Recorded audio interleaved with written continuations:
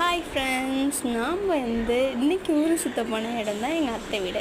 எங்கள் அத்தை வீட்டில் கோயில் கும்பாபிஷேகமாக, அதனால் எல்லாருமே சாமி கும்பிட்டுட்டு மத்தியானத்துக்கு என்ன பண்ணலான்ட்டு பிளானில் இருக்கும்போது தான் நாங்கள் பிரியாணி வாங்க போனோம்.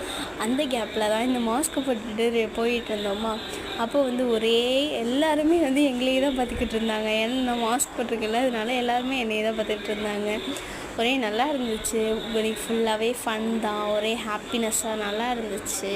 அப்புறம் என்ன, மத்தியான சாப்பாட்டுக்கு பிரியாணி தான்.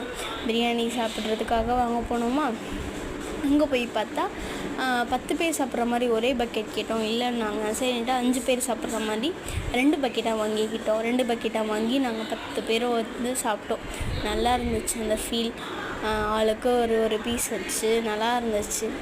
அது மாதிரி சாப்பாடு நல்லா இருந்துச்சு. ஸ்வீட்லாம் கொடுத்துருந்தாங்க. ப்ரெட் அல்வா தான் டெசர்ட்டில் கொடுத்துருந்தாங்க.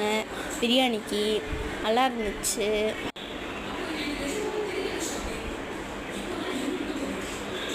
பாருங்க, தேவு பிரியாணி மண்மணம் மாறா சுவை. அப்புறம் வீட்டுக்கு வந்தாச்சு. வீட்டுக்கு வந்துட்டு எல்லாத்தையும் பிரிச்சிட்டோம். பிரித்து எல்லாத்தையும் அப்படியே ஒரு டப்பியில் கொட்டிட்டு அப்படியே ஆளுக்கு கொஞ்சம் கொஞ்சமாக பாருங்கள். நல்லா இருக்குல்ல, நல்லா செம்ம டேஸ்ட்டாக இருந்துச்சு. சொல்லவே முடியாது. ருசித்து பார்த்தா தான் தெரியுன்ற மாதிரி சொல்லவே முடியாத அளவுக்கு டேஸ்ட்டு ரொம்ப நல்லா இருந்துச்சு. பாருங்கள் எப்படி இருக்குது பாருங்கள். அது கூடவே தக்காளி கத்திரிக்காயில் தொக்கு, கத்திரிக்காய் புளித்த கத்திரிக்காய்னு சொல்லிட்டு ஒரு சைட் டிஷ்ஷு, அப்புறம் ப்ரெட் அல்வா, அப்புறம் வெங்காய பச்சடி அப்படின்னு 4 டெசர்ட் கொடுத்தாங்க. அப்புறம் ஆளுக்கு ஒரு முட்டை, ஒரு பீஸு சாதம் வச்சு அப்படியே சாப்பிட்டோம். பாருங்கள்,